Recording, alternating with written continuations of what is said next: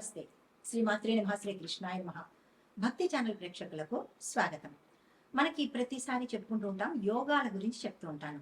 అయితే ఈ యోగాలు అంటే ఏమిటి, అసలు యోగం అంటే ఏంటి అంటే కనుక, యోగము అంటే కలిసి రావడము, అదృష్టము. అంటే మనకి అనుకున్నది అనుకున్నట్టు ఈ సమయంలో జరిగేందుకు కొన్ని కొన్ని గ్రహాలు మనకి అనుకూలమైన స్థానానికి వెళ్తూ ఉంటాయి.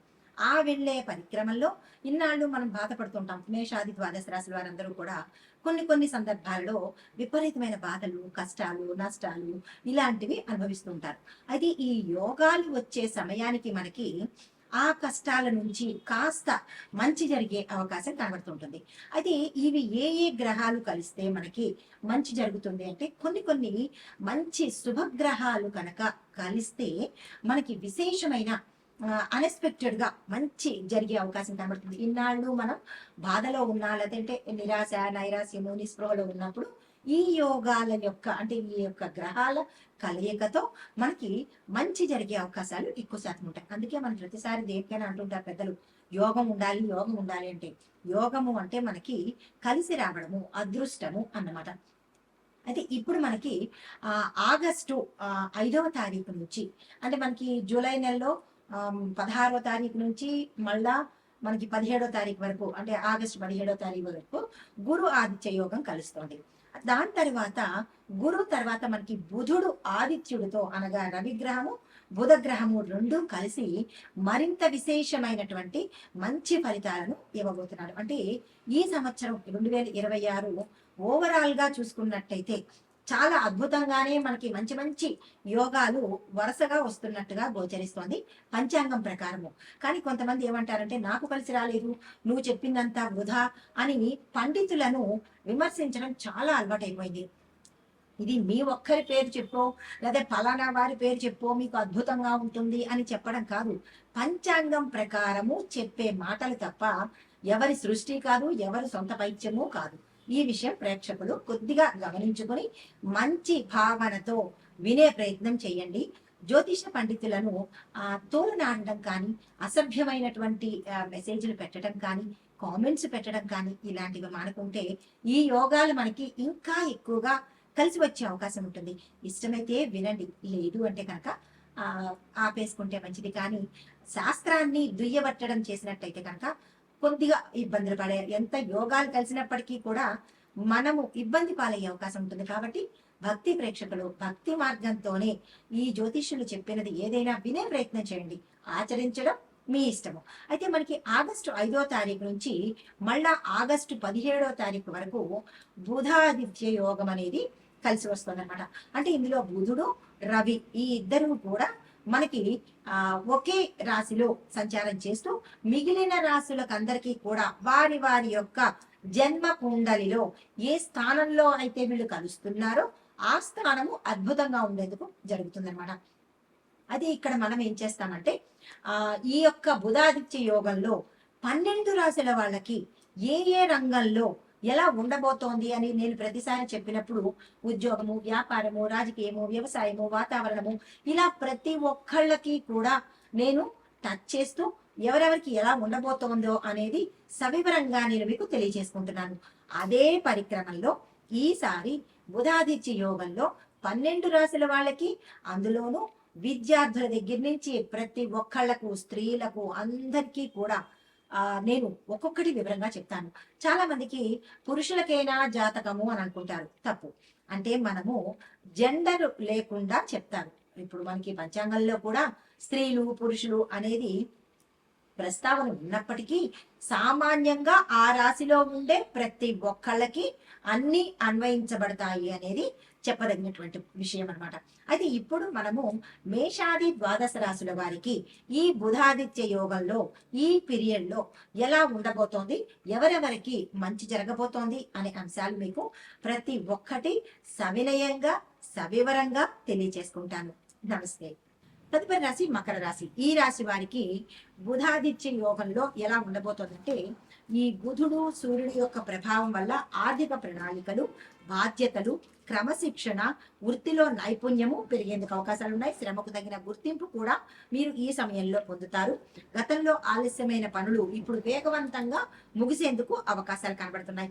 దేశ ఆర్థిక, రాజకీయ, రక్షణ, న్యాయ, వాతావరణ పరిస్థితుల ప్రభావం చూసినట్టయితే కనుక ఆర్థిక రంగంలో పరిశ్రమలు, నిర్మాణ రంగము, మౌలిక వసతులు, దీర్ఘకాలిక పెట్టుబడులకు ప్రాధాన్యం ఇవ్వబడుతుంది. రాజకీయంగా పరిపాలనా నిర్ణయాలు, బాధ్యతాయుతమైనటువంటి విధానాలు చర్చనీయాంశం అయ్యే అవకాశం కనబడుతోంది. రక్షణ రంగంలో క్రమశిక్షణ, సాంకేతిక అభివృద్ధి, భద్రతా వ్యవస్థలు మరింత పటిష్టమయ్యే అవకాశం ఉంది. న్యాయ రంగంలో భూమికి సంబంధించిన, ఆస్తికి సంబంధించిన, ప్రభుత్వ విధానాలకు సంబంధించిన అంశాలు ప్రాధాన్యతను సంతరించుకోవచ్చు. వాతావరణ పరంగా చూసినట్లయితే కనుక పర్వత, వ్యవసాయ ప్రాంతాలు, నీటి వనరుల మీద అభివృద్ధి, ఈ వీటికి ఎక్కువగా పరిశీలన చేసుకోవాల్సిన అంశము. అయితే ఈ రాశిలో ఉండే విద్యార్థులు చూసుకున్నట్లయితే కనుక కష్టపడి చదివితే మంచి ఫలితాలు పొందుతారు. ఇంజనీరింగ్, అకౌంట్స్, మేనేజ్మెంట్, టెక్నికల్ ఈ విద్యార్థులకు మంచి సక్సెస్ సాధించే అవకాశం కనబడుతోంది. పోటీ పరీక్షలకు సిద్ధమయ్యే వారికి కూడా క్రమశిక్షణకు ఎక్కువగా ప్రయారిటీ ఇస్తేనే మీరు సక్సెస్ అయ్యే అవకాశాలు కనబడుతోంది.